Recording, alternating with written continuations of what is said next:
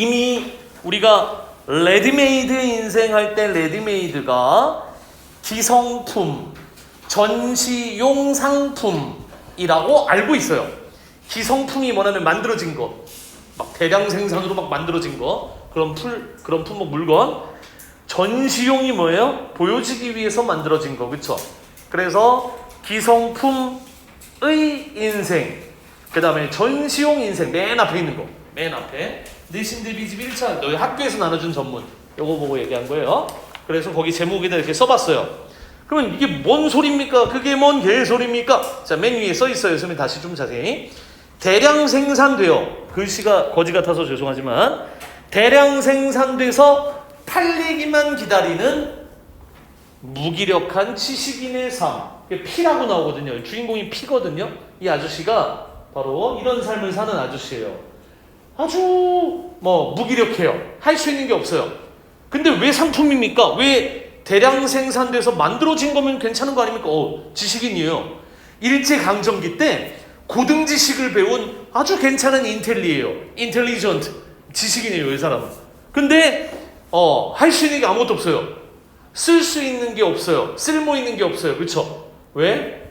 친일을 하지 않는 이상 우리가 알고 있는 이제 또 이 학력뿐만 아니라 집안을 또 무시할 수가 없어요.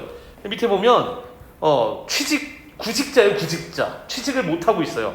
자, 밑에는 뭐냐면 고등교육을 받았고요. 실업자 신세예요. 아이러니하죠.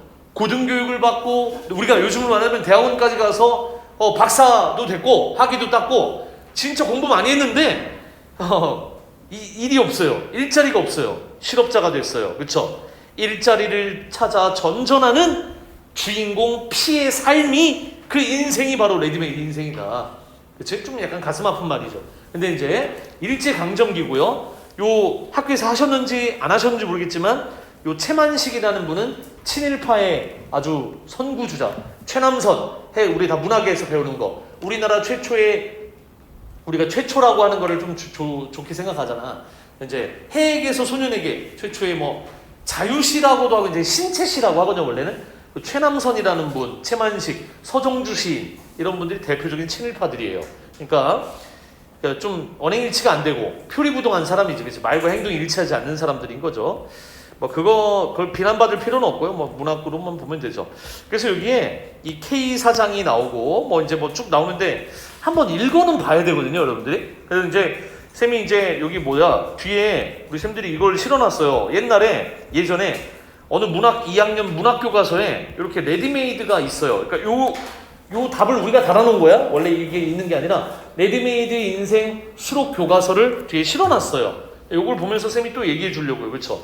그러니까 전문은 학교에서 읽을 수 있으니까 쌤 생각으로는 요 뒷부분을 같이 읽으면서 봐도 될 것 같아서, 그렇지? 자, 그러면 다시 전문 부분에 요 하나만 더 언급하고 바로 다시 뒤로 갈게요. 여기 맨 위에 쌤이 써놓은 게 뭐냐면, 여기 이제 보면 이제 작품의 전반적인 특징이기도 해요. 그냥 바로 아까 썼던 데 바로 옆에다 써놓은 거야.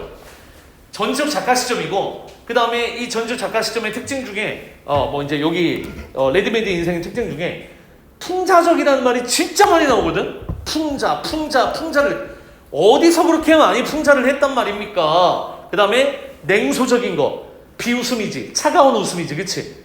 냉소적 하면은 비웃어. 근데 왜 비웃었냐면 말도 안 되니까, 어이가 없으니까 이제 내가 거기에 동의하지 않는다는 표시야, 그치? 그 다음에 비웃음도 되고요. 사실적이다. 그 당시에 일제강점기에 1920년대 30년대 맞지? 여기 30년대라고 하거든요. 그 당시에 엘리트 교육을 받고 동경 유학, 이제 일본에서 유학을 다녀온 조선의 많은 청년들이 할 수 있는 게 없어서, 우리 그 옛날에 인력거꾼 있죠, 그쵸? 운수 좋은 날 그런 노동을 이제 힘써서 하는 노동을 했다고 해. 부둣가에서 항만에서 이제 우리가 요즘으로 하자면 상하차 하는, 짐 내리고 막 하는 거. 고등교육을 받아봤자 인정해 줄 수 있는 게 없는 거야. 그래서 저게 안 되더라도, 자, 여기 이제 쌤이 하나만 더 써놓은 거, 인텔리를 양산을 했어요. 그러니까 교육이 중요한 거를 일제강점기에 일제도 알고 있었어요. 근데 정작 교육을 하되 누구만? 일본 청년들만, 일본인들만 우선순위가 되고, 나머지 우리 조선의 청년들과 인텔리들은, 그런 지식인들은, 고등교육을 많이 받은 조선 청년들은 그 뒤로 먹고 살기가 힘든 문제에 부딪히게 되는 아이러니한 상황이 발생합니다. 책임지지 않는 사회.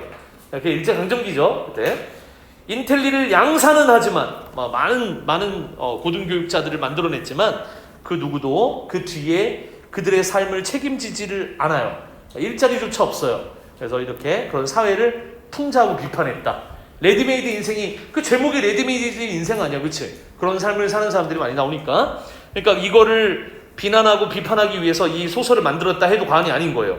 자, 여기 등장하는 인물들이 P군, P군이 아니라 P, A, S 다 익명이에요, 그렇죠? 이니셜이거든요. 이제 뒤에 나오지만 특정한 이름을 가진 사람이 없어요, 그렇죠? 특정한 이름을 가졌다면 그 사람의 이름을 딴 그 사람의 삶이라고 얘기할 수 있겠지만 이렇게 P의 삶, A의 삶, S의 삶, 그래서 특정한 이름을 가진 그런 자기만의 삶을 살아가지 못하는 모습을 강조하는 게 이 소설의 제 두 번째 제일 큰 특징이다. 여기까지만 언급을 해서 뒤에만 보면 돼요. 특정한 이름을 가진 개인의 삶을 살아가지 못하는 그런 모습을 보여주는 거다. 사회의 그런 이제 모습 그대로를, 그렇지? 익명이라는 게 참 우리가 알잖아, 그렇지? 익명을 통해서 얻을 수 있는 거, 이 개인의 문제가 아니라 이 사회 전반의 문제다, 전체의 문제다. 너와 나라는 개인의 문제가 아니라 이 땅 위에 이 사람과 같은 처지에 있는 모든 이들을 밑에 보면 이제 확장하기 위한 것이다. 이렇게도 얘기도 할 수 있고, 그렇지? 어쨌든 여기에서는 이게 제일 중요하니까. 왜 특정한 개인의 삶을 살아가지 못하나요? 먹고 살기가 너무 힘드니까, 그렇지? 그러니까 다 어쨌든 먹고 살기 위해서 이제 겨우겨우 살아내는 모습인 거야. 이런 거 전문은 학교에서 하시니까, 물론 우리가 학교에 없는 거 여기도 이제 쌤들이 실어놨어요. 이게 이제 P가 어떤 사람이고 이렇게 공부하실 수 있게 언행일치가 안 되는 위선적인 사람 K 사장, 보조적인 인물들 이렇게 쭉 있고요. 자, 여기를 한번 볼게요. 얘는 뭐냐면 실제 이제 문학 교과서에서 나온 부분인데 신문 사설이 실렸어요. 진짜 실제 1924년 신문에 사설이 뭐냐면 칼럼이죠. 기자나 아니면 거기에 언론인이 혹은 언론인에 준하는 이제 이렇게 지필가가 작가가 신문에다가 사회적 현상이나 사회적인 어떤 문제에 대해서 자신의 의견을 다 다른 그 글이 사설이에요. 자, 여기 오른쪽에 한번 보시면 제목이 삼재팔란, 세 가지 재앙과 8가지 어려움. 맞지? 요거를 1924년자 실제 신문 기사를 보는 거야. 자, 맨 위에 조선의 생활난과 취직난, 이 두 개예요. 얼마나 심했으면 레디메이드 인생하고 관련이 없을 수가 없어요. 레디메이드 인생에서 언급하고 있는 그 문제입니다. 그렇죠? 자, 팔난 중에 첫째는 생활난. 밑에다 밑줄만 걷어요. 그렇죠? 총 2개의 난인데 크게는 생활고라고 하죠, 우리가. 그렇지? 생활하기가 어렵다는 건 이건 뭐라? 먹고 사는 문제를 얘기하는 거예요. 생활고에 시달렸다 하면 그냥 먹고 사는 문제, 먹고 사는 것, 요것이 힘들다라는 거예요. 그치? 그러니까 입는 거, 먹는 거, 맞지? 자는 곳, 살 곳. 전 국민의 10분의 8이 되는 농민은 매호, 그 매호마다, 각 그 호수마다, 가정마다 평균 100원 내지 150원의 빚을 가졌는데 그네들의 평균 1일 소득은 7.5리에 불과하여 일전에 몇 리 이런 거 나오던데 여기 있다. 여기 나중에 화폐 단위 참고하셔서. 그러니까 이자도 못 낼 만큼의 소득을 얻고 있는 아주 가난한 형편의 조선인들의 모습이야. 대체 무엇을 먹고 입나? 무엇을 먹고 무엇을 입나? 여기 이렇게 노란색으로 셈이 한번 별표를 한번 해보시면 글쓴이는 지필가라고 했죠. 이 사설을 쓰고 있는 이 지필, 펜을 들었다 이거지, 붓을 들었다 이거지. 그분은 나름의 준 전문가예요. 쌤이라고 하지, 그치? 쌤이 전문가야. 그러면 이 사람이 하는 말은 나름의 근거와 객관적인 밑에 보면 이제 증거가 있어요. 그래서 밑에 글쓴이의 심정이 직접 나타났다. 그러니까 그런 객관적인 글에 자신의 어떤 그 감정을 밑에 주관적인 감정을 덧댄 그런 의견이나 진술을 한 거야, 그치? 그래서 좀 특이한 거예요. 특이했다라기보다는 이제 이렇게 감정에 막 호소하거나 뭔가 이제 호소해서 설득을 하는 건 아니지만 당시의 사회 문제를 더 이제 주의 깊게 우리가 좀 들었으면 하는 바람에서 이런 얘기 꺼냈겠지, 그치? 글쓴이의 심정이 직접 나타났고, 그 다음에 이 부분이 거의 유일하게 그 사설 중에서 주관적인 요소가 개입된 부분이다. 주관적인 요소, 그 사람의 의견, 그 사람의 주장, 이게 나오고요. 나머지는 다 객관적이어야 되죠, 그치? 그래야지 사람들이 수긍을 하겠죠, 그쵸? 여기 주관적인 요소라고 썼습니다. 나머지는 다 대부분 다 객관적인 요소죠. 신문 사설은 개인의 의견을 적긴 하지만 객관적인 데이터나 근거를 바탕으로 한다. 자, 무엇을 먹고 무엇을 입나? 당장 지금 내가 생산해내는 그 돈을 버는 소득의 전부를 다 이자를 줘도 모자라네요, 그렇죠? 대출받은 이자를 내는 것도 모자라요. 뭘로 생활하냐 이거야, 그렇지? 그래서 밑에 이걸 생활고라고 했어요. 그 다음에 민주 괜찮아요? 네, 약간 민준이가 살짝 주먹을 좀 딱, 왜냐면 분개했어. 그 시절에 감정이입이 된 것 같아. 민준이 T 저기 F 맞죠? 민준아 F 맞아요? 그게 F 맞아요? 우진이가 그래서 우진이를 계속 쳐다보면서, 그렇지? 우진이 그게 F 맞아요? 민준이랑 같이 F인가 보다, 그렇지? 근데 너무 상황처럼 할 필요는 없어.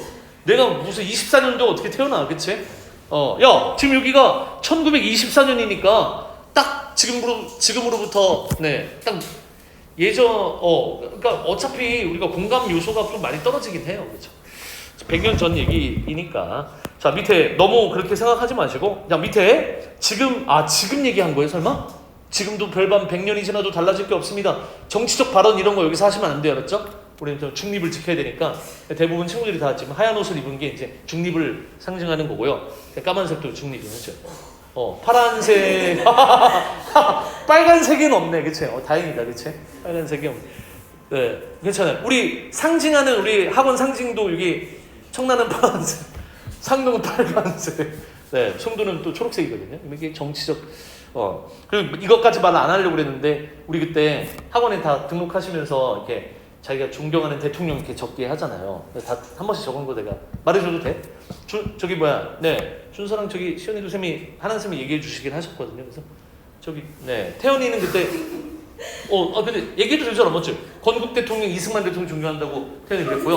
우진이가 뭐 어때, 그치? 또 우진이는 그 친일 청산을 했다. 조선 총독부 철거한 김영삼 대통령에 얘기했던 것 같고, 그치? 그 다음에 민준이가 그때 그래도 이제 4대강 뭐 이렇게 토목 건설 사업을 부흥을 일으킨 이명박 대통령이 진짜 괜찮은 얘기했던 거. 가은이가 그때 카리스마 박정희 대통령 아닙니까? 했던 것 같고, 은경이가 그때 최초의 여성 대통령 박근혜 대통령이라고 얘기했던 것 같고, 나는 쌤은 그래도 이렇게 김대중 대통령이지 않나 이렇게 그래도 민주화. 그래서 지금 이서 다 다르고 우리 말해도 돼요? 준서랑 시연이도 말해도 얘기하셨더라고. 요즘에 그래도 제일 살기 좋다. 내가 지금 그래서 준서가 윤석열 대통령이 제일 괜찮은 것 같다 얘기했다고 하고. 그래.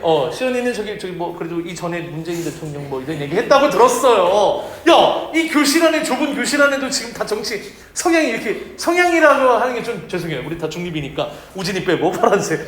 그러니까 나머지는 다 우리가 전부 다 그래도 뭐라 그럴까, 나름의 이렇게 다 민주주의 국가에서나 볼 법한 그런, 지금 다 맞지? 존경하는 대통령이 이렇게 다르잖아, 그치? 그래도 마음은 똑같지, 그치? 우리나라의 발전, 그 다음에 우리가 먹고 사는 문제가 해결됐습니다, 이렇게 얘기할 수 있으니까, 그치? 네. 생각 달라졌으면 다시 또 나중에 담당 선생님한테 얘기해 주시고. 그래서 이게 생활고야. 이게 생활 아닌데, 그치? 아니, 방금 전에 여기 생활고 얘기를 하는데 딱 맞지? 민준이가 딱 퍽 맞지? 못 참겠다 막 이런 얘기를 한 것 같아서, 맞지? 그래서 밑에 여기 보면요, 마지막에 일명, 네, 이거 녹화하고 있었는데, 이거 녹화하고 있었는데 큰일 났다. 야, 나 누군지 몰라. 우리가 다 아니었다고 해. 거짓말이었다고. 네, 나중에 하나쌤도 들으시겠죠? 하나쌤은 또 성향이 어떻게 되실까? 네, 우리 술자리에서 그런 것도 절대 얘기 안 하고요, 쌤들은. 그런 건 중립을 지켜야 되니까, 그렇지. 그래서 둘째는 취직난, 중등 이상의 교육을 받은 지식계급의 생활난의 별명이다. 여기 이제 보시면 둘째가 취직난, 그러니까 첫째가 생활난. 이 둘은 당연히 관련이 있죠, 그렇죠? 생활이 어려워진 건 직업을 갖지 못했으니까 당연히, 혹은 직업의 그런 어떤 만족도나 이런 게 좀 떨어지니까 취직난인데, 중등 이상의 교육을 받은 지식계급의 생활난의 별명이 취직난이더라. 100년 전의 기사를 우리가 지금 보는 거야. 취직난이라는 건 지금 우리가 자연스럽잖아. 취직을 못하는데 자기가 못할 수도 있고 안 할 수도 있는 거야. 눈높이 때문에 안 할 수도 있고 만족할 수 있는 그런 직업을 찾는 사람들이 이제 늘어나는 직업, 이런 게 취직난인데, 이 100년 전에는 중등 이상의 고등교육을 받았는데, 근데 뭐 중학교 나왔다 이런 얘기가 아니라 꽤 고등교육을 받은 거야. 지금으로 말하자면 4년제 이상의 대학을 졸업하고 나름의 이제 자기가 이제 뭔가를 위해서 노력을 하는데, 그럼에도 불구하고 생활고를 겪고 있는 지식계급층, 그들의 그런 어려움을 취직난이라 한 거래요. 그래서 실제 구체적인 이렇게 자료를 제시를 하는 거예요. 284명, 1312명 중에서, 본 유학생으로, 일본 유학생으로 이 밑에 중등학교 이상 출신자 1312명 중에서 순수히 아무런 직업도 가지지 못한 자가 284명이더라. 준무직자, 그 중에서도 소장료를 받는 지주, 이거는 지주니까 직업은 없지만 땅값을 받고 있네요. 그렇죠? 도지세를. 오른쪽에 보면 이 288일 도합 572명은 진짜 밑에 보면 572명을 제외하면 진정한 의미로 직업을 가졌다 할 만한 자는 요거밖에 없더라. 그리고 572명 빼고 나머지 740명이 이른바 직업을 가진 사람, 나머지는 직업 없는 사람. 56%에 불과하고 44%가 무직이다. 마지막 여기만 읽어볼게요. 100명 중에서 보전, 연전, 밑에 나오면 고려대, 연대는 아직도 얘기 나와요. 밑에 고대, 연대예요. 그쵸? 이 100명 중에서 이미 취직의 약속이 있는 자는 15% 미만이다. 100명 중에 15명 미만만 이 졸업을 하고 나서 취직을 할 수 있는 사람들이고, 나머지 85%도 무직의 부류에 편입될 것 같다. 한마디로 직업을 못 가진 그 통계 자료에 사람들로 들어갈 것 같다. 올해 졸업하여 귀국할 동경 유학생 또한 같은 운명을 당할 것이다. 그러면 사설에서 지적하고 있는 이 사회 문제가 바로 취직난과 생활난이었는데, 이렇게 취직이 안 되는 고등교육자들이 많았다라는 거네. 그렇지? 전국에 있는 일본 유학생 1000 이거밖에 없네. 그렇지? 지금 뭐 수만 명, 이게 4년제 졸이 아니라 그냥 우리가 뭐 서울대 졸이라고 해도 모자랄 것 같아요. 그렇죠? 서울대를 졸업한 몇 명 중에서 맞지? 절반 이상은 취직이 안 되더라. 뭐 이렇게 얘기를 해도 무방할 만큼 적은 숫자네요. 그렇죠? 자, 여기에 이렇게 실려 있고요. 자, 이어갑니다. 그 뒤로. 그렇죠? 자, 여기 맨 위에 네 줄만 가은이가 한번 읽어 주실래요? 앞부분의 줄거리만 이렇게. 네. 쌤이 읽는 게 좀 그러니까 다 한 번씩은 좀만 읽어보게 하려고. P는 요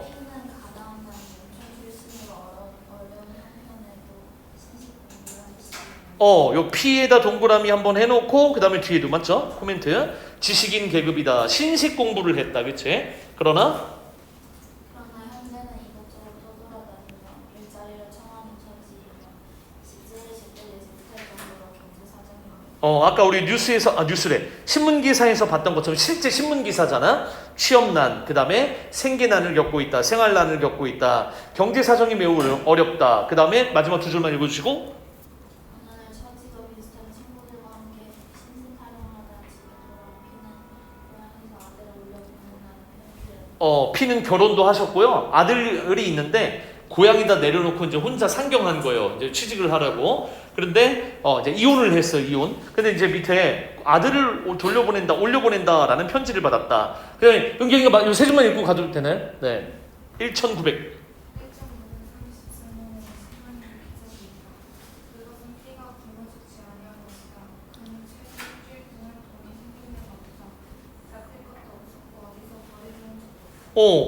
이 세상에도 기적이 있다니까. 기적? 기적은 미라클 좋은 거잖아. 그치? 근데 뭐래요? 그 기적이? 피가 굶어 죽지 아니한 게 기적이래요.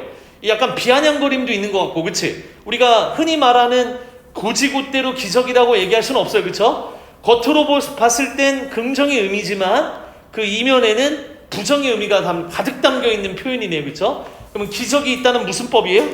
네, 겉과 속을 다르게 표현한 거니까 반어적이다, 반어법이다 할 수 있겠죠. 그쵸? 그러니까 반어와 역설의 차이는, 역설은 말이 아예 안 되는 거예요. 비상식적인 거. 그치? 겨울은 강철로 된 무지개인가 보다. 찬란한 슬픔의 봄. 맞지? 아, 괴로웠던 사나이 행복한 예수 그리스도에게. 괴로웠는데 행복하다고? 맞지? 님은 갔지만 나는 님을 보내지. 갔는데 안 보냈다고? 뭔 소리야 이게? 그게 역설이에요. 근데 반어는 그냥 내 속마음과 겉을 다르게 표현하는 것 뿐이에요. 그래서 겉으로는 기적이다. 그래? 뭐가? 굶어 죽지 않았어. 야, 왜 이 피가 굶어 죽어야 되는데? 얼마나 많이 배운 사람인데 미안하지만 직업도 없고 지금 먹고 사는 문제가 너무 힘든 사람이야. 하다못해 그래서 나온 게 채만식의 치숙이라는 소설이 그래서 나온 거예요. 학교에서 혹시 언급하시면 치숙이라는 또 소설이 있거든요. 치가 부끄러울 치야. 숙은 작은아버지 삼촌 이런 뜻이야. 그러면은 어리석은 삼촌 이런 뜻이거든. 여기 내용이 딱 그래. 이 채만식이 이제 의도한 바 중학교밖에 안 나온 꼬마, 이 얹혀 사는 꼬마애가 대학교까지 나온 일제강점기에 대학교까지 나온 삼촌을 손가락질해요. 에이, 삼촌은 지금 돈도 못 벌고 맞지? 에이고 사상주의 사회주의자로 낙인 찍혀갖고 독립운동가로 낙인 찍혀갖고 맨날 감시만 당하고 있고 먹고 사는 문제가 힘드니까 고작 중학교밖에 안 나온 친구가 서울대학교를 졸업한 저 사람한테 막 훈수를 두는 거야. 아유, 왜 이렇게 멍청한지 모르겠어. 나는 진짜 잘 살고 있죠. 나 이렇게 한 달에 100만 원씩 벌어요. 저 삼촌 보세요. 서울대학교 나와서 돈도 못 벌고 맨날 저러고 살아요. 이렇게 얘기하거든. 비뚤어진 역사관이나 가치관 그런 것도 있고. 그래서 지금 여기가 그런 얘기야. 기적이라며. 뭐가? 굶어 죽지 않았거든. 네, 이거 그대로 보내줄 테니까, 그치? 지금 병원 가야 된다고 하셔갖고, 그치? 네, 다른 친구 오해 마시고 바로 깨비튼으로 직행. 저는 잘 다녀오시고 이거 그대로 보내줄게요. 존경하는 제. 네. 자, 우리 박수로 한번 보내드릴까요? 아프지 말고 잘 치료 받으시고, 네, 다음 주에 건강하게 봅시다. 나가면서 그래서 자, 여기 밑에 그래서 최근 일주일 동안 돈이 생긴 데가 없고 잡힐 것도 없고 어디서 벌이를 한 적도 없다. 여기가 이제 극심한 그 경제적인 궁핍에 시달리는 모습이었고요. 그 다음에 이 두 줄은 일단 쌤이 먼저 읽고 그 다음에 이제 시연이 한번 읽고. 그렇다고 남의 집 문 앞에 가서 밥 한 술 주시오. 구걸한 일도 없고 남의 것을 훔치지도 아니했다. 자존심은 또 있어요, 그렇죠? 그래도 우리가 정신적인 것만은 이제 가치를 좀 갖고 있더라. 먹고 살기 힘들고 어렵고 막 이제 그래도 옳은 것을 놓지는 않았다, 그치? 자, 시연이가 그 다음에 한번 여기만 세 줄 읽어줄래요? 그러나 그동안 굶어 죽지 아니하였다. 다행이긴 하였지만 그래도 멀쩡하게 살아있다. 피와 같은 인생을 이 세상에 없이 썩치운다면 두려워하는 사람이 죽음을 편해지니. 아까 우리가 냉소적이라는 말 썼었잖아. 그게 바로 여기 부분이죠, 그쵸? 냉소가 뭐지? 차가운 비웃음인 거야, 그치? 그러니까 뭐냐면 그래, 잘 먹고 잘 살겠네. 그러니까 약간 이제 그 사람을 비난하는 의도를 담고 있는데, 사회나 그 사람을 상대를 비난하는 의도가 있어요. 그러니까 냉소적이다라고 보는 이유는 비난의 의도가 있기 때문에. 왜?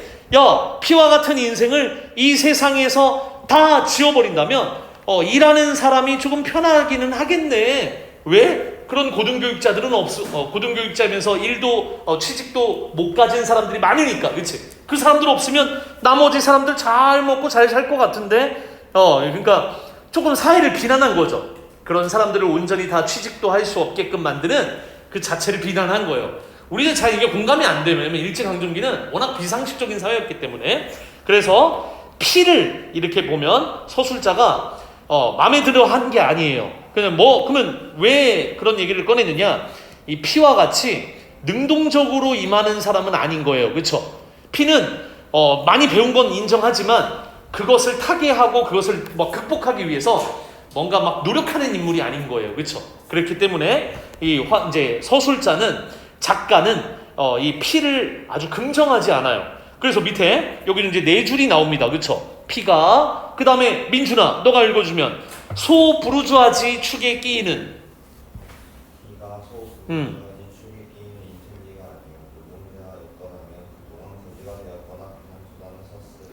그러면 여기에 낀다라는 거죠, 그렇죠? 신분이라는 게 1894년에 사라지긴 했어요. 갑오개혁에 이제 임해서 모든 신분제가 공식적으로 폐지가 됐는데, 근데 이제는 새로운 계급이 등장하네. 부르주아, 맞지? 자본가 계급과 프롤레타리아, 노동자 계급과 인텔리, 아주 배운 지식인, 아주 많이 배워서 자본가 계급의 축에 끼겠죠, 그렇죠? 주로 상위에 있는 계급들. 그러면 노동자였더라면 거지가 돼서 구걸하거나 비상수단, 그러니까 뭔가 이제 그게 아까 말한 양심을 어기는 일이라든가 이런 거라도 했을 건데 밑에 보면 아니어서 여기에 끼는 사람들이기 때문에 부르주아와 인텔리에 속하는 사람이기 때문에 그러지 아니했다, 그치? 자, 그러면서 또 밑에도 한번 읽어주실래요?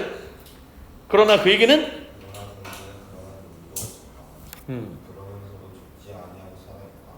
그렇지만 죽기보다 더 귀찮은 일은 그를 잠시도 해방시켜주지 아니한다. 죽기보다 더 귀찮은 일은 그를 잠시도 해방시켜주지 아니하더라.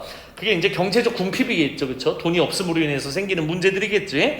서술자는 3인칭이고 속마음과 내면의 내밀한 부분들, 이게 내밀한 쓴 건데, 그러니까 아주 그 사람의 속마음을 알고서야 서술할 수 없는 부분까지 다 서술하고 있지, 그치? 내면을 서술한다. 그 다음에 이제 위에 죽기보다 더 귀찮은 일은 그를 잠시도 해방시켜주지 아니한다. 그를 나란이라는 말 쓰진 않았지만 속마음까지 다 알고 있잖아요, 그쵸? 그러니까 전적 작가 시점 얘기하려고. 그래서 3인칭 전적 작가 시점이다. 서술자가 모든 인물들의 마음을 꿰뚫어 보고 있다, 그치? 전적 작가 시점 한 번만 코멘트를 남겨주시고 나가 없죠, 그쵸? 그래서 그의 아들 창선이를 올려보낸다고 편지가 왔고 이게 서울역에 경성역에 당도하는 전봇까지 왔다. 오정태, 여기까지 쌤이 읽을게요. 낮 12시에 전보를 받은 피가 갑자기 정신이 난 듯 쩔쩔매고 돌아다니면서 돈 마련을 했는데 최소한 20원을 마련을 하려고 했어. 왜냐면 아들이 이제 올라와야 돼. 아들이 올라왔다라는 건 이제 같이 살아야 되는 거야. 지금까지는 취직을 한다는 이유로 고향에 맡겨놓은 거였어.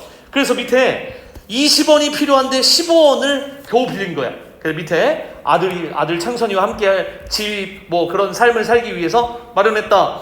여기다 있구나. 쌤이 이게 사진을 가져온 건데 이렇게 창선이가 이렇게 올라왔어. 중학생이야.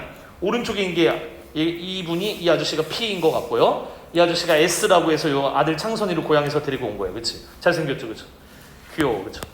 그래서 여기에 보면 이제 그 다음 거에 여기 부분 세줄은 쓸데없이 쌤이 읽고 종로에서 풍로, 화로나 냄비나 양재, 숟갈 다 살림살이야, 그치? 먹고 사는 거 이런 것들 살림 나무랭이를 간단하게 장만해서 가지고 올라오는 길에 전에 잡지사에 있을 때 알았던 땡땡 모 인쇄소의 문선 과장을 찾아갔다. 여기서부터 네 줄만 그 다음에 다시 우진이가 먼저 읽어보고 그 다음에 우진이 먼저 읽을래?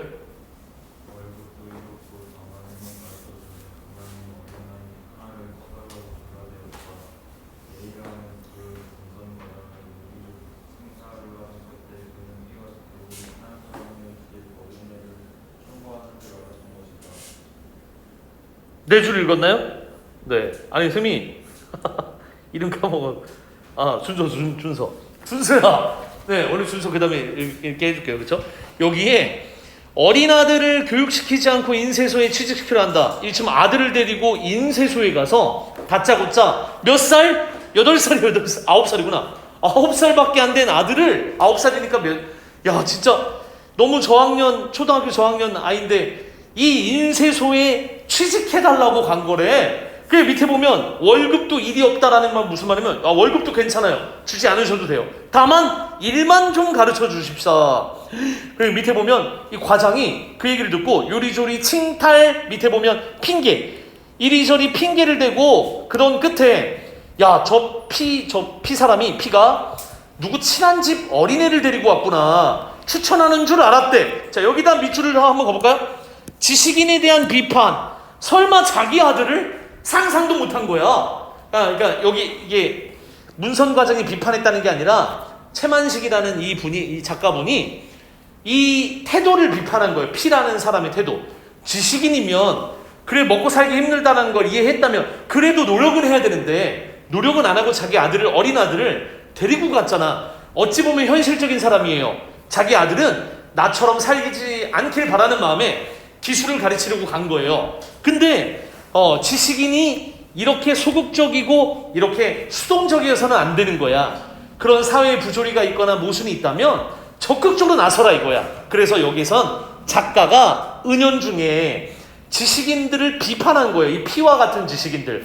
고등교육을 받아놓고 취직을 하지 못하고 있는 사람들, 너희들에게도 문제가 있다. 그래서 이제 설마 자기 아들이라고 하는 건 이제 쌤이 피셜이라고 문선 과장이 다른 집 아이를 천거하는 거겠지. 상상도 못했나 봐. 그래서 밑에 있는 거 거기를 준서가 한번 읽어주시면 되겠죠? 여기 뭐 쭉 한번 읽어볼래요? 대학까지 반문을 하는 것이다. 짧으니까. 통학교 나왔잖아요. 아니요, 피는 무식하게 더 나이가 친데 9살. 네. 연기 잘하시네, 그치? 반문을 하는 것이다. 왜 반문을 했냐면, 9살이라는 것 자체가 지금 충격적이잖아, 그치? 그 다음에 이제 지금은 절대 안 되죠. 아동학대죠, 그쵸? 이거 신고감이죠. 그래서 밑에 보면, 세 줄만 더 읽어주실래요? 그 다음에 태연이가 마지막 읽고, 나머지 쌤이 하면 되니까. 기왕 일을 배울 때는 아주 어려서부터 배워야지요. 그래도 너무 어려서 위집에요. 내 자식놈이라. 반전이죠. 내 자식놈이랍니다. 네 집이에요. 그러니까 다른 사람인 거 확신을 하고 있어. 근데 내 자식놈이랍니다. 그러니까 피가 자 밑에 그 다음에 태연 한번 읽으실래요? 피는 그래도 여기는 편하지 않다고 했잖아. 편하지 않은 걸 넘어서 약간의 부끄러움도 있는 거예요. 그렇죠? 왜냐하면 본인이 고등교육을 받았는데 이런 기술을 연마하고 기술을 배우는 것 자체를 굉장히 이제 편차가 나는 이제 조금은 아마 짧았을 거예요. 많이. 그치? 그런 일에 아이를 데리고 가서 자기 아들을 맡겼다는 사실에 조금 부끄러운 거예요. 그쵸? 그러니까 요거는 편하지 않다, 부끄럽다. 그치? 고개를 들 수 없는 그런 부끄러움이 있잖아요. 쉐임이 맞지? 약간 치욕스러운 거. 그런 불거짐을 깨달았다. 그 다음에 A는 이 말에 가장 놀라운 일을 보겠다는 듯이 이만큼 이렇지 않아 필요하다고 말하다. 내 자식이라고 공장에도 보내란 거 없다니까. 정말 그래요? 정말 아니고? 자, 밑에 보면 위에 요거 넘기지 마시고 여기 부분에 포인트를 보시면 그래서 너희들 책에도 써있더라고요. 레드메이드 인생은 없었구나. 그 두 시만 봤어요. 그쵸? 작가가 이 피라는 인물을 통해서 무엇을 풍자하고 비판하느냐. 1번, 이게 1번이에요. 무기력한 지식인들의 태도를 비판한 거예요. 왜냐하면 아들을 학교에 안 보내고 공장에 취직시켰어. 그런데 정작 본인은 일을 안 해요. 거기서. 그러니까 자신은 노동자가 되지 않는 지식인의 한계. 이걸 다른 말로 얘기하면 위선적인 모습인 거예요. 그치? 우리가 허생전에서 봤듯이 상업을 중요하게 생각하고 상업이라는 것을, 상공업이라는 것을 천하게 여기는 조선의 세태를 비판해놓고 정작 자기한테는 나를 장사치로 하는가? 장사, 이럴 땐 또 무시해. 그치? 그러니까 밑에 나오는 그게 위선적인 거잖아. 그치? 막 필요할 때는 야 진짜 너 최고 진짜 잘 나간다. 와 나 진짜 부러워. 야 내가 너랑 같아? 좀 어색하죠. 이래본 적이 없어. 누굴 막 비난하고 이래본 적이 없어. 그래갖고 비웃고 이런 게 진짜 안 돼. 그치? 시연이랑 또 준서는 발연기하네. 발연기야. 착한 연기 이런 거는 몸에 우러나오니까 많이 해봤는데 연기가 아니라고 진짜네요 막 하는데 비웃거나 막 비난하거나 이게 안 돼. 그치? 그래서 태연이가 그때 한번 뭐라 했었잖아. 그치? 선생님 연기 발연기. 네. 다음에 한번 연습 좀 해볼게요. 혹시 누구를 이렇게 험담을 잘하거나 비웃는 거 이런 거 잘하는 거 있지? 막 비웃음 이거 있으면 좀 알려줘. 우진아 나중에 좀 알려줘. 알았지? 자, 그래서 사회 구조적인 모순에 적극적으로 저항하지 않고 자조적인 자기 비하에 그치는 무기력한 태도, 아주 소극적인 태도. 그러니까 사회 개혁은 무용지물이 되는 거야. 있을 수가 없어. 이 악순환은 계속될 거야. 그치? 누군가가 총대를 매려고 하지 않아. 자, 마지막으로요. 이 피가 바라본 식민지 현실에 대한 비판도 여기 있어요. 그러니까 피라는 인물을 통해서 바라본 식민지 현실은 어떤 현실인가 하면 일제의 문화 통치, 그 다음에 교육열, 그러니까 이른바 1920년대부터 시작된 문화 통치, 막 적극적으로 이제 문화와 관련된 교육과 관련된 것에 이제 통제나 자유를 이제 많이 통제를 안 하고 많이 보장해줬죠. 그래서 밑에 보면 지식인들이 과잉 공급됐더라. 자칭 인텔리다 불리는 사람들이 많아지기 시작했고 유학생들도 증가했고, 근데 그들이 돌아와서 일본에서 유학을 하고 마치 동경에서 유학을 하고 돌아오면 바로 보장이 되는 취직 자리가 없더라. 그게 문제인 거죠. 그런 나름의 고급 인력들이 일하고 생활할 수 있는 곳이 이제 그 능력을 쓰임 받을 수 있는 곳이 없었다. 일본이 계략이에요, 그쵸? 백년지 대계라고 불리는 교육을 말살하기 위해서, 그치? 일부러 아니면 일본으로 데려가서 아예 친일로 이제 전환하거나. 자, 이제 쌤이 이제 마무리를 해볼게. 그래서 괜히 실없는 소리 자제라고 해야 들어줄 테니까 그러시지 끝까지 안 믿어요. 아이씨, 네, 아들이라고 하면 내가 잘 봐줄 것 같으니까 지금 아들이라고 하시는 거죠? 이렇게 얘기한 거야. 아니 그건 그렇지 않아요. 그렇잖아요는 그렇지 않아요의 준말. 내 자식놈이라니까요. 맞지? 그럼 왜 공부를 시키지 않고 인쇄소 일 배우는 것도 공부지. 아니 그래도 학교는 보내야지. 학교에 보낼 처지도 못 되고 보내봤자 사람 구실도 못할 테니까. 자, 밑에도 코멘트에 밑줄만 걷어요. 이 P는 자기가 그런 교육을 받았음에도 교육에 대한 불신. 근데 당연한 거죠, 그쵸? 취직 못하고 있는 건 맞잖아, 그쵸? 선생님 이렇게 열심히 배워갖고 나중에 쓸모 있나요? 뭐 이렇게 얘기하면 내가 막상 해보니까 쓸모가 없던데 한 거야. 똑같은 거잖아. 일제강점하에 지식인들의 자기 비관적인 태도, 이거를 나중에 어떤 문제도 있었냐면, 심한 문제도 있었냐면 자기 비관적인 태도니까 혹시 염세주의자라고 들어봤나요? 염세주의자, 극비관주의자들 있지, 그치? 그러니까 아유 이것도 안 되네. 난 그냥 죽어야겠다. 나 같은 놈은 살아서 뭐해? 야, 이런 극단적인 비관주의자들이 염세주의자예요. 염세주의자. 글씨가 좀 이상해서 염세. 그러니까 염세라는 말 자체가 염세적이다 하면 비관적인 사람, 엄청나게 비관적인 사람, 뭐든지 다 부정적으로 생각하는 사람, 그렇지? 오늘은 날씨가 왜 이러는 거야? 아주 재수가 없으려니까 막 그런 험한 말도 오고 가겠지만, 자, 나도 그랬으니까 뭐 이런 태도로, 맞지? 그래서 아마 밑에 보면 이유는 나름 충분하죠. 우리 같은 놈은 이 짓을 해가면서 자식을 공부시키려 애쓰는데 되려 공부시킬 줄 아는 양반이 보통 학교, 그래도 초등학교는 가야죠. 마친 자제를, 아니 마친 자제를 공장일 보내요? 말이 됩니까? 자꾸 이제 물어보죠. 내가 공부를 해본 나머지 그게 못 쓰겠으니까 자식은 딴 공부를 시킨다는 것이죠. 밑에 보면 정 그러시다면 내 자식 진배 없이, 내 자식처럼 다를 바 없이 잘 데리고 있으면서 이를 착실히 가르쳐 드리겠습니다. 그런데 너무 어린데 애처롭잖아요. 자, 밑에 보면 이제 그게 약이라고 생각하면서, 자, 요거 있죠. 한짐, 여기 마지막 가운데 부분에 그래서 아이를 맡겨놓고 나온 거야. 벌써 당부와 치하를 하고 인쇄소를 나왔다. 맡겨놓고 나온 게 아니라 부탁을 하고 같이 나왔나? 한 짐을 벗어놓은 것 같이 몸이 가뜩하고 마음이 느긋했다. 요 한 짐 있잖아요. 우리가 어차피 중세국어가 2학기 기말 때는 있겠지 설마. 여기 보면은 요 하다가 두 개가 있는데 요 한 짐이 있어요. 중세국어에도 나오는 거라서. 아래 아라고 불리는 밑에 있는 아의 하다는 이 획이 얘보다 하나가 적잖아, 그치? 그러니까 일단 획이 하나가 많은 이 하다가 많다라는 뜻이에요.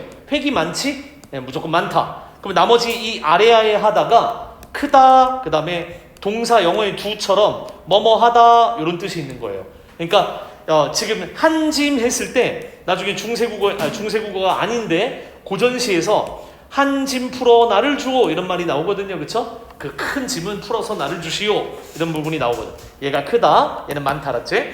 벗어놓은 것 같이 그러면 이제 직유법이 되겠고, 밑에 보면 5원을 쓰고 배추를 사는데 5원을 쓰고 그 배추를 사서 주인 노인에게 6원을 내주었다. 10원 남은 중에 6원을 왜 내줬냐? 15원 중에서 5원은 배추 먹을거리 산 거고 반찬거리 산 거고 10원 중에서 6원을 방세를 낸 거야. 미리 낸 것 같기도 하고 밀렸던 거 낸 걸 수도 있어요. 그러니까 주인 노인이 굉장히 좋아해요. 기미까지 막 찢어졌다. 그러면서 배추를 부탁해요.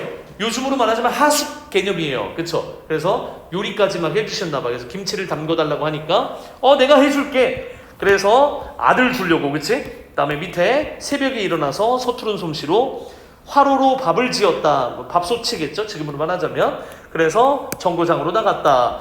아들에 대한 애정이 많이 이제 있으셔요. 그쵸? 자, 그래서 혹시라도 아들을 인쇄소에, 9살밖에 안 된 아들을 인쇄소에 맡긴 걸 폄하하는 말이 나오면 틀려요. 물론 지식인으로서의 그런 소극적인 모습은 비난받은 게 맞는데, 아들을 애정이 없다던가 뭐 아버지로서의 그런 책임감이 약하다던가 이런 말을 하면 무조건 틀린 거예요. 그 아들을 더 잘 살게 하기 위해서 보낸 것뿐이에요. 알았죠? 그쵸?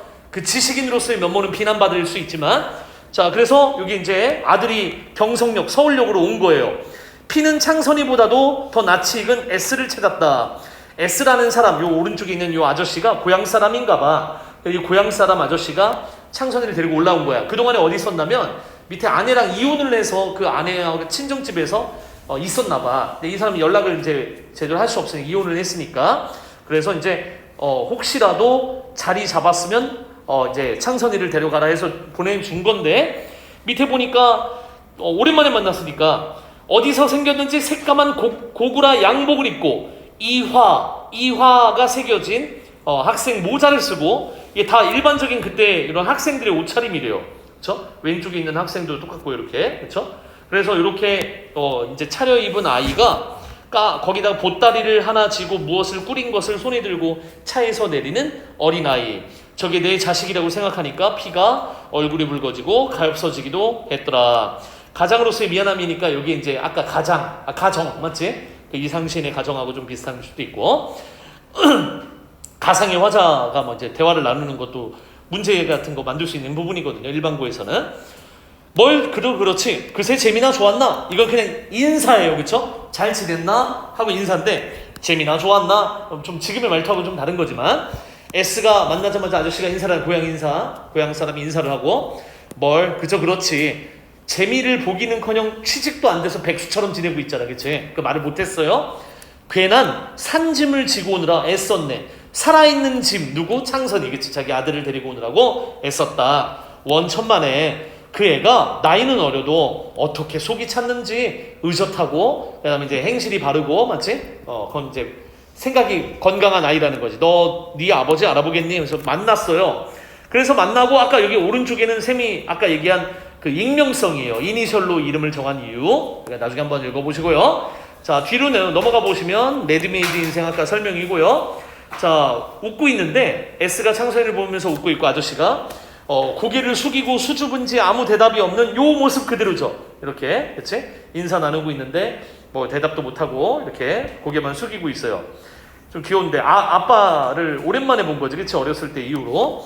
자, 저희 외할머니가 저 창선이의 외할머니. 그래서 이 P에는 장모님이 되겠죠. 그쵸? 이혼한 처의 어머니니까 저 양복이랑 떡이랑 모두 해가지고 자네 댁에까지 오셨더라네. 자네 댁이라는 건 내가 살았던 고향 마을 그 고향집에 오셔서 어제 떠나는데 정거장까지 나오셨는데 신신당부를 하시더라고. 자네한테 전하라고. 듣고 싶지 않지만 뭐 밑에 보면 뭐 반감이 솟구쳐 올랐다. 뭔가 안 좋은 감정이 있고 그걸로 이혼을 했고 아직도 암금이 남아 있는 거지, 그렇지? 별걸 다 걱정하는 게 별 걱정 다 하는 게로군. 내 자식을 내가 어련히 할까봐 쭉 찾아내면서 그래. 막 이렇게 좀 비아냥거리죠, 그렇죠? 그래서 노인들은 걱정이 많으니까 혹시라도 객지에서 혼자 있는데 데리고 있기가 불편하다면 당신에게로 도로 보내달라고 하시라고 그러시대. 할머니들은 다 똑같은 마음이시겠죠, 그렇죠? 이혼을 하셨든 안 하셨든. 그래서 밑에 P는 그것이 모두 그와 갈린 아내의 조종인 줄 알기 때문에 더구나 심정이 났다. 좀 화가 난 거예요. 그래서 화가 나는 대로 하면 어린아이가 입고 온 양복도 벗겨서 내던지고 싶었으나 참았다. 별로 좋지 못한 관계. 자, 마지막에 밑에 잠을 자고 있는 아이를 바라봅니다. 그쵸? 끝났어. 그쵸? 밑에 뭐라고 하냐면 외롭게 꿈을 꾸고 있으려니 생각함에 전에 없던 애정이 솟아오르는 듯 했다. 잠에 들어있는 아들, 딸을 바라보는 아빠의 모습인 거예요. 그쵸? 창선이 잠든 모습을 보며 애정을 느끼고 이튿날 아침 일찍 창선이를 데리고 그때 갔던 인쇄소에 가서 A에게 맡기고 내키지 않는 발길을 돌이켜 나오는 P는 혼자 중얼거렸다. 그 어린 9살짜리 아이를 아침에 일찍 인쇄소에 데려가서 얘 좀 잘 부려주세요. 그 아이한테 뭘 시킬까? 그치? 그러면서 이 가장으로서 미안함이 있겠지, 그치? 무기력감도 있을 거고. 레디메이드 인생이 비로소 겨우 임자를 만나 팔렸구나. 레디메이드 인생이 뭘지 아까? 기성품. 이미 만들어진 괜찮은 상품인데 팔리기만 기다리고 있어요. 안 팔리고 있어요. 그렇죠? 그래서 밑에 이미 만들어진 인생 그리고 고등교육을 받았지만 이렇게 경제적 궁핍에 시달리는 나야말로 레디메이드 인생이라고 한 거죠. 그렇죠? 우리가 많이 더 다뤘으면 좋겠는데 그치? 그게 안 돼서 좀 아쉽네요. 거기에 여기에 일단은 이게 보시면 우리 하나 선생님이 따로 주신다고 그랬나 아무튼 거기에 있어요. 그 책이 너희들 이미 나와 있고 여기에 보시면 밑에 국어가 지금 국어를 못했네, 그렇죠? 홍길동전도 남아 있고 다른 쌤들도 홍길동전 못하셨다 그랬어. 그다음에 가정까지 있으니까 국어 빼고 나머지 이 두 개를 한번 해보시는 걸로 하고 여기서 또 해야 되는 게 원래 뭐였냐면 오발탄도 좀 했어야 돼요. 이범선의 오발탄. 그다음에 밑에 있는 이제 국어 이렇게 선생님 말씀드릴 테니까 혹시라도 못 나간 거 있으면은 우리 쌤들이 다 빨리 마무리해갖고 가질 수 있게 한번 해볼게요. 만회할 수 있게, 그렇지? 다음 막 학교에서 좀 시험 범위나 이런 게 추가가 되고.